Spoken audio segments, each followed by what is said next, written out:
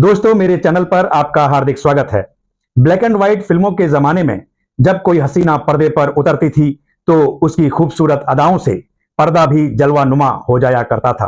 ऐसी ही रूप की रानी, हुस्न की मलिका एक एक्ट्रेस थी, नसीम बानो। सच कहूं तो नसीम बानो की असल जिंदगी उनकी खूबसूरती से भी ज्यादा दिलचस्प रही। नसीम बानो का जन्म 4 जुलाई 1916 को दिल्ली में हुआ था। उनका जो असल नाम था वो था रोशन आरा बेगम। ये तवाइफों के खानदान से ताल्लुक रखती थी और नसीम बानो की जो माँ थी, चमियानी बाई उर्फ शमशाद, उस जमाने की चर्चित और प्रसिद्ध गायिका थी। उनकी दिल्ली में और उसके आसपास के इलाकों में काफी धूम हुआ करती थी।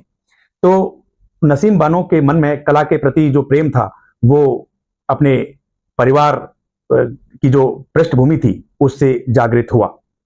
दोस्तों, यहां मैं आपको बताऊं, नसीम बानो वैसे तो रूबी मायर्स एक फिल्म एक्ट्रेस हुआ करती थी जो कि बेहद खूबसूरत थी।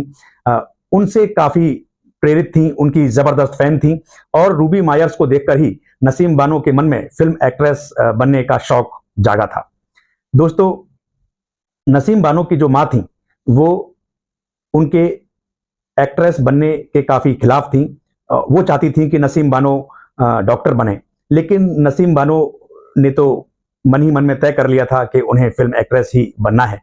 इसीलिए उनकी खूबसूरती और उनका जो जबरदस्त कॉन्फिडेंस था उसने उन्हें बॉम्बे टॉकीज की नजरों में ला दिया था और बॉम्बे टॉकीज ने नसीम बानो को उनकी पहली फिल्म खून का खून ऑफर की, जिसे नसीम बानो ने स्वीकार कर लिया।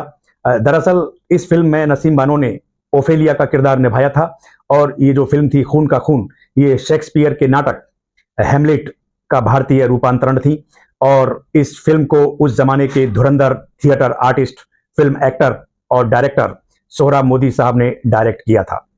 इस फिल्म से नसीम बानो काफी चर्चाओं में रही थी। फिर 1939 में नसीम बानो की एक फिल्म आई, पुकार। इस फिल्म में नसीम बानो ने बेगम नूरजहां का किरदार निभाया था जो कि दर्शकों के द्वारा काफी पसंद किया गया था। बेगम और शीश महल जैसी फिल्मों ने नसीम बानो को रूप की रानी का खिताब दिला दिया था।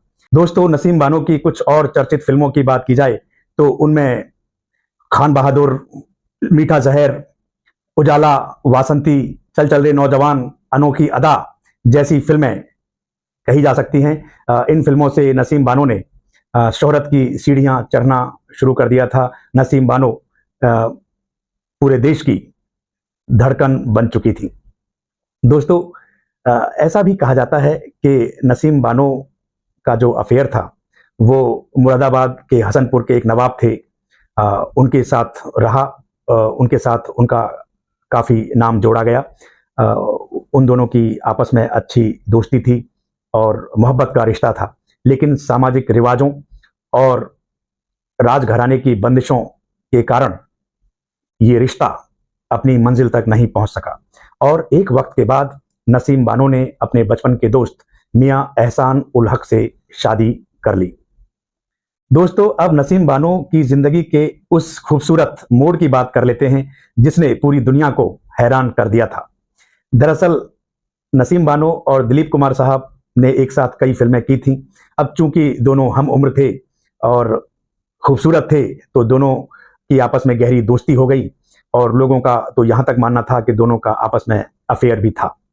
लेकिन जब नसीम बानो जी की बेटी सायरा बानो ने दिलीप कुमार साहब को पसंद किया और उनसे शादी करने की इच्छा जाहिर की तो नसीम बानो थोड़ी हैरान हुई, लेकिन उन्होंने अपने पुराने रिश्तों को दरकिनार करते हुए अपनी बेटी सायरा बानो के रिश्ते को तरजीह दी।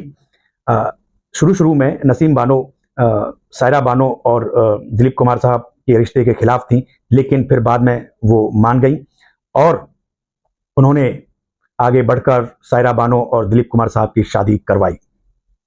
उनकी ये जो सोच है ये उनकी मैच्योरिटी और एक अच्छी माँ होने का सबूत पेश करती है। दोस्तों,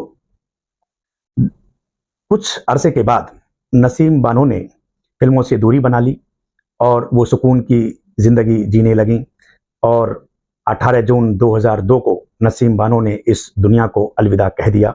लेकिन यहां मैं इतना कहना जरूर चाहूंगा कि नसीम बानो केवल एक खूबसूरत फिल्म अभिनेत्री ही नहीं थी, बल्कि वो अपने आप में एक युग थी।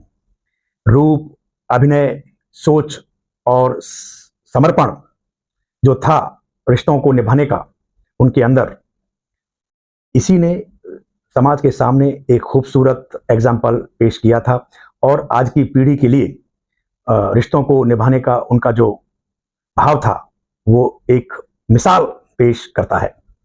दोस्तों, रूप की रानी से दिलीप कुमार की सास बनने तक का जो सफर है वो काफी दिलचस्प रहा नसीम बानो जी का। थोड़ा फिल्मी लगता है लेकिन सच है। दोस्तों, ये था मेरा वीडियो नसीम बानो जी को समर्पित। आज के लिए बस इतना ही। स्टे सेफ, टेक केयर, जय हिंद, वंदे मातरम।